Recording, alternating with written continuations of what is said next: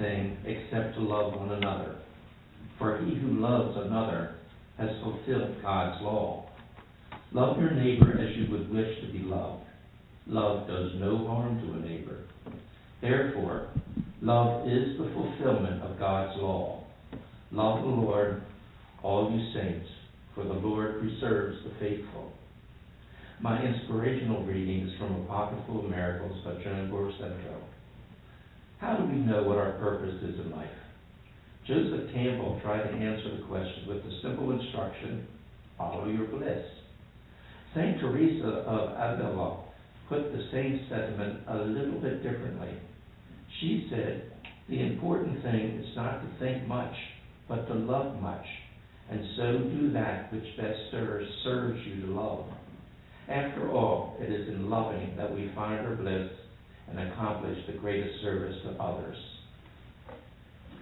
Our speaker tonight is Susan Sabella.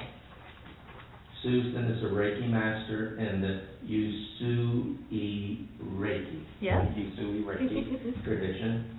Was an ordained reverend in September 2011 by the Universal Life Church. Is currently studying metaphysics at the College of Metaphysical Studies in Clearwater, Florida. Is the host of her podcast, Metaphysically Speaking, on YouTube and mypeacetv.com. She has 4 blogs on wordpress.com, Metaphysically Speaking, The Good News, The Woman's Advocate, and Life on a Dime. Reverend Sabella's talk is titled, Play the Game of Love. Let's warmly welcome Reverend Susan Sabella. Thank you. Thank you for the introduction. I'm so happy to see everybody here tonight. Thanks for bringing me readings tonight. Well, my talk today is about playing the game of love. So what is this crazy little thing called love? Well, I wanted to quote 1 Corinthians 13, the New International Version. Love is patient. Love is kind. It does not envy. It does not boast. It is not proud. It does not dishonor others. It is not self-seeking. It is not easily angered. It keeps no record of wrongs. Love does not delight in evil, but rejoices with the truth. It always protects, always trusts, always hopes, and always perseveres. Love never fails. But where there are prophecies, they will cease. Where there are tongues, they will be stilled. Where there is knowledge, it will pass away. For we know in part, and we prophesy in part. But when completeness comes, what is in part disappears. When I was a child, I talked like a child. I thought like a child. I reasoned like a child. When I became a man, I put the ways of childhood behind me. For now we see only a reflection as in a mirror. Then we shall see face to face. Now I know in part. Then I shall know fully, even as I am fully known. And now these 3 remain, faith, hope, and love. But the greatest of these is love. That's one of my favorite quotes. And I came up with a few rules, for playing the game of love. And the first rule is to love yourself unconditionally and others. That's so important because if you don't love yourself, we attract people and circumstances in our lives that reflect how we feel about ourselves, whether it be good or not so good. And it's just a wonderful thing when you feel love unconditionally for yourself and you radiate it out to the world. It's such a healing thing, not only for yourself but for other people too. And who knows, you might attract a really good mate to yourself. But the main thing is to stand strong, be independent be your own pillar of strength, because you want to love out of love, not out of need. And there's a lot of codependent relationships out there, and I find that if people found their joy, found their love within themselves, found their purpose in life, that makes all the difference in the world. And has anybody ever seen Eat, Pray, Love with Julie Roberts? Mm-hmm. That movie was all about, it's a true story about a woman who lived in New York City. She was married, but she was married for the wrong reasons, and She took a year off to discover herself. She went to a couple of different countries, but we don't have to go to all different countries to discover ourselves. We just have to spend time with ourselves and get comfortable in our own skin. And it's just, it was a wonderful illustration of how when you get to know yourself, you know that saying, know thyself, you find out what your passion and purpose is in this life. And not only will you be a pillar of strength for yourself, you'll be a pillar of strength for everybody else, including, you know, if you attract them, like I said before, attract a nice mate to yourself. You know, well, I should say, I shouldn't put too much emphasis on the mate part, because really, love is universal. Love is very cosmic. It's a feeling that runs through all of us. Unconditional love. When you learn to love unconditionally, that was a tough thing for me, because I had always been I was always a very loving, sweet person, but there was a judgmental side to me. And I had to learn through my mistakes that other people, you know, it takes somebody to get from point A to point B. You know, actually, what takes somebody from point A to point B? What gets them to a certain point in their life?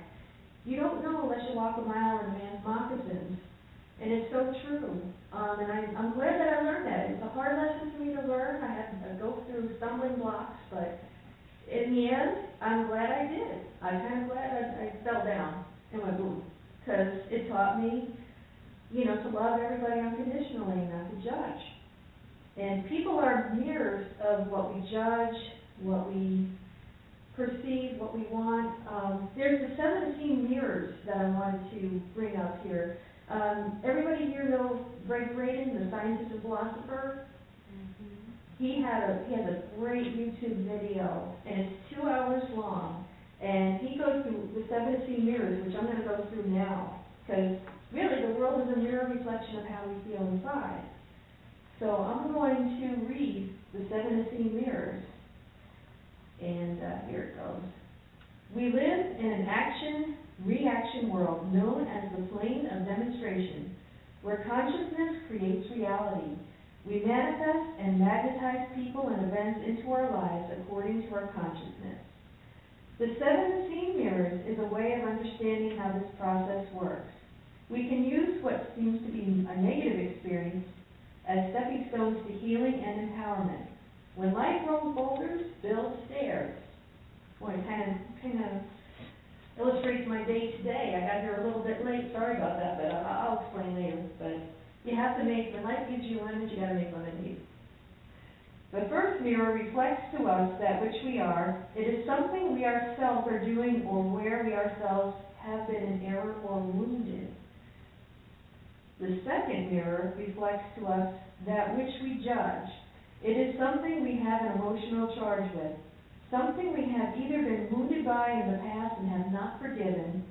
It is good to discern, however, if we judge and condemn with an emotional charge, we will attract exactly what we judge into our lives, exactly what I was saying before. The third mirror reflects back to us in something we lost, gave away, or had taken away. When we see something we love and desire in another, it is often something we have lost, given away, or had stolen in our own lives. Every relationship is a relationship with self, and often we try to reclaim what was lost, we gave away, or had taken away as a child. It could be joy, innocence, honesty and integrity, courage, or love, all of which can be reclaimed within self. The fourth mirror reflects back to us our most forgotten love. This could be a way of life, a lost or unfinished relationship. Oh yeah, I had a couple of those. Often it is a past life where a wrong conclusion from past experience was created. These will recreate themselves over and over until the right conclusion is registered in the soul as wisdom. The fifth mirror reflects back to us as mother-father. It is often said we marry our father or mother. Been there, done that, bought a t-shirt.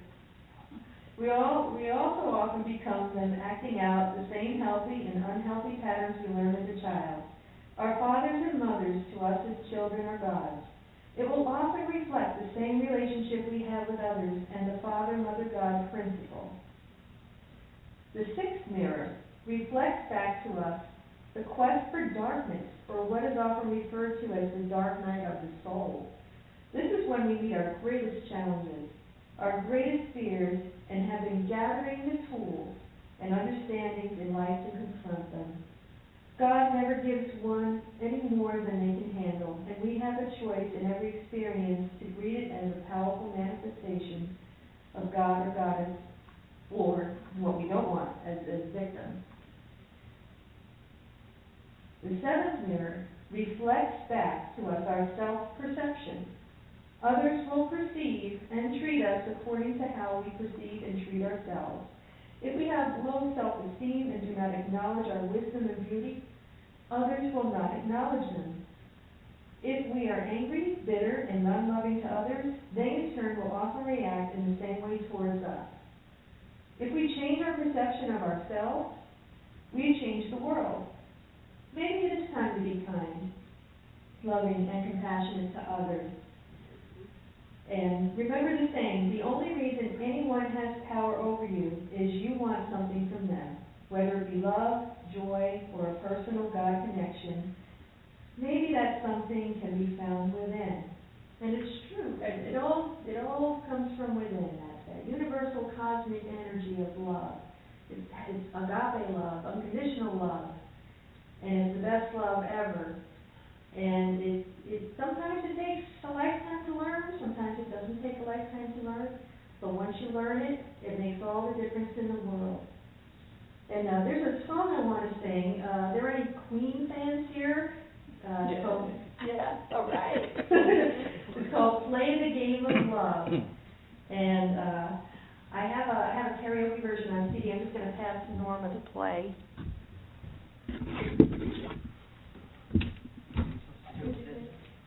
Just pop that in the CD, that'd be great. Sorry. I'm not the greatest here. That's okay.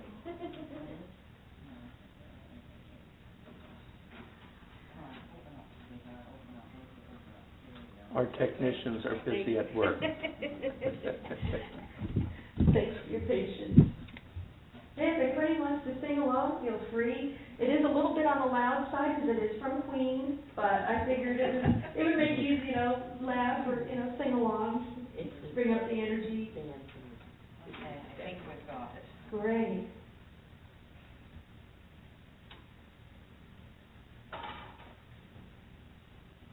I got you a little bit on the And I gotta, Here we go. Open up your mind and let me step inside. Rest your weary head and let your heart decide. It's so easy when you don't know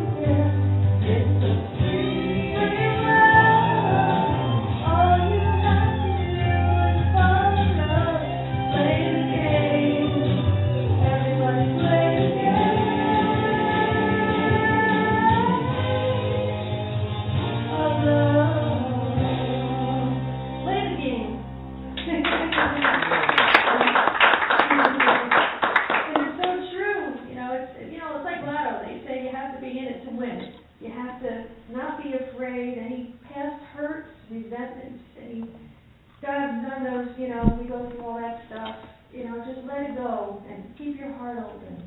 That's a whole other sermon. Keep your heart open is another song I wanted to sing in here. Yeah, Pablo Cruz came out with a song that love will find a way. Keep your heart open, 'cause love will find a way. So that's what it's all about. Don't be afraid to give love. Don't be afraid to receive love. Let the past be past. Say sayonara and just live your life with love for yourself and love for others. And I'll leave you with that. I love you guys. And I wish you all the best and play the game of love. Thank you.